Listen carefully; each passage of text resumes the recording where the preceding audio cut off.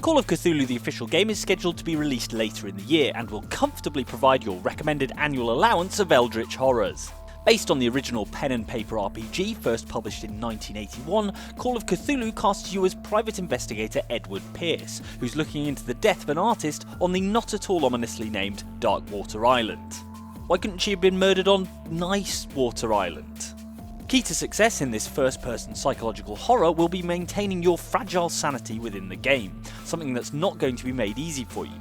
Here are 6 ways Call of Cthulhu plans to mess with your head, complete with the first actual gameplay footage from the game.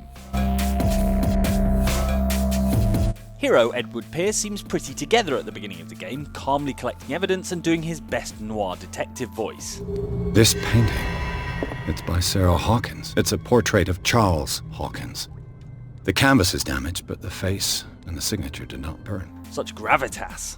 The problem is, the more you uncover about the central investigation, which concerns a fire at a mansion and the death of an artist called Sarah Hawkins, the more carrying that knowledge around inside your skull will chip away at your sanity. Worse still, when you actually encounter a supernatural monster during the Alien Isolation style escape sequences, even looking at the thing for too long will have a catastrophic effect on your mental well-being. But you'll have to look at it to avoid it. Sucks to be you.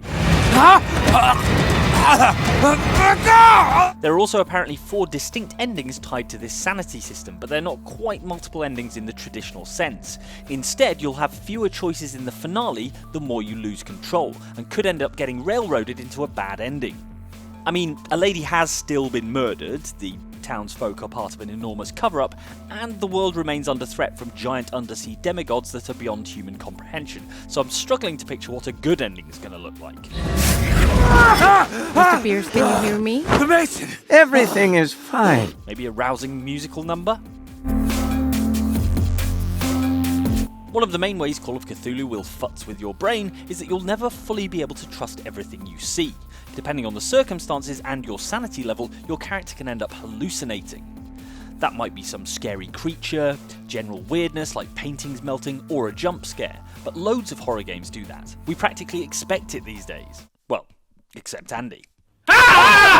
Jesus! The door! More intriguing is the stuff that isn't immediately obviously a hallucination. In Call of Cthulhu, clues you uncover during the investigation might actually be figments of your imagination, meaning you could be basing your entire worldview on a piece of evidence that was never there at all.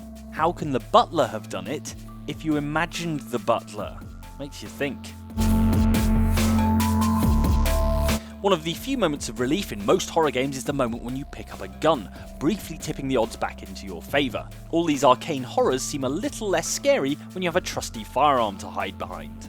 The bad news is there is apparently a single gun in the game, and there are only a handful of bullets. Worse still, while the gun might work against a human adversary, bullets will be shrugged off by the majority of horrifying tentacle monsters. By and large though, you'll be avoiding direct confrontation rather than wading in guns blazing. Most of the action is either monster avoidance or quietly infiltrating places you're not supposed to be, like the weekly Cthulhu Death Cult meeting. 7 PM Wednesdays, drinks and snacks will be provided. In addition to managing, or failing to manage, your general sanity, you'll also have to do battle with individual phobias that you'll develop over the course of the game. Hide in a cupboard from an unspeakable, unknowable horror for too long, and you might develop claustrophobia, which will reduce your sanity. While claustrophobes can still hide inside cupboards, their vision might go blurry, their heart rate will increase, and they could start making noises that might attract unwanted attention. You can also develop necrophobia, which is a fear of dead bodies.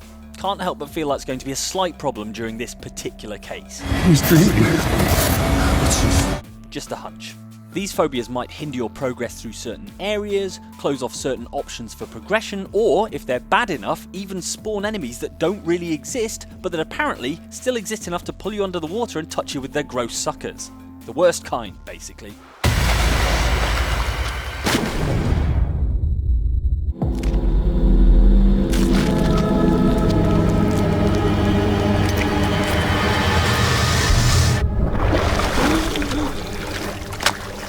Great, now I have that phobia. Thanks, game.